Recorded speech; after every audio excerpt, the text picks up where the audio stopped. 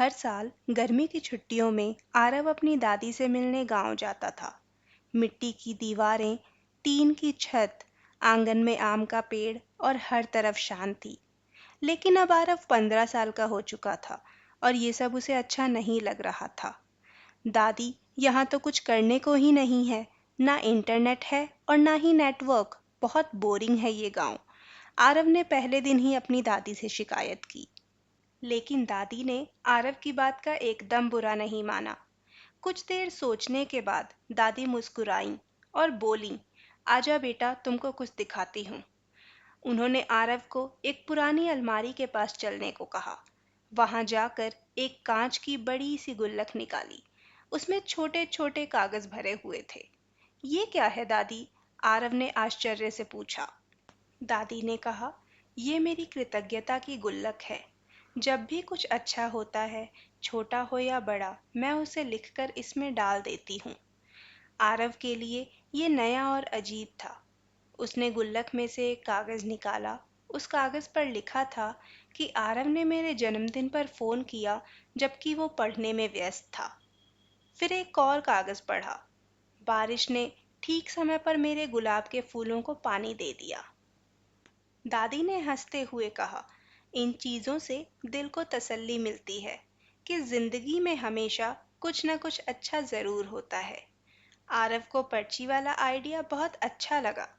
उसने भी रात को चुपचाप एक पर्ची पर लिखा, दादी ने आज बिना कहे मेरा पसंदीदा हलवा बना दिया, और वो कागज चुपके से गुल्लक में डाल दिया। आने वाले दिनों में आरव में बहुत बदलाव हुए।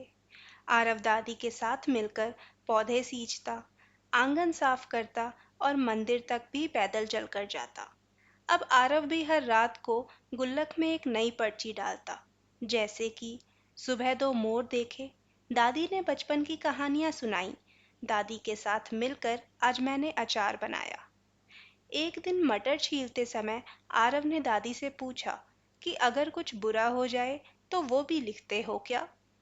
दादी ने मुस्कुराते हुए कहा, बिल्कुल, सबसे जरूरी तो तभी होता है। कृतज्ञता बुरे समय में भी दिल को कोमल बनाए रखती है। आरव ने जाते वक्त दादी को एक नई गुल्लक दी। उस गुल्लक पर लिखा था, 2025 थैंक यू समर। दादी ने आरव को प्यार से गले लगाया और कहा कि अब तू सिर्फ बड़ा नहीं हुआ है, अब तो तू समझदार भी हो गया है। शहर आने के बाद आरव ने भी एक कृतज्ञता की गुल्लक बनाई। उसमें रोज एक नई पर्ची रखता, जैसे कि माँ ने मेरे लिए रात को खाना गर्म करके रखा।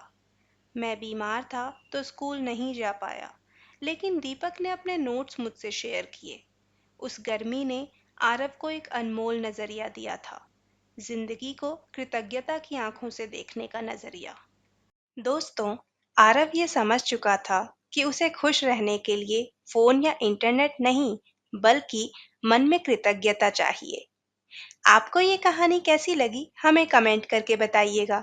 मिलते हैं अगले शनिवार रात को 10 बजे एक नई कहानी के साथ। तब तक के लिए बाय बाय।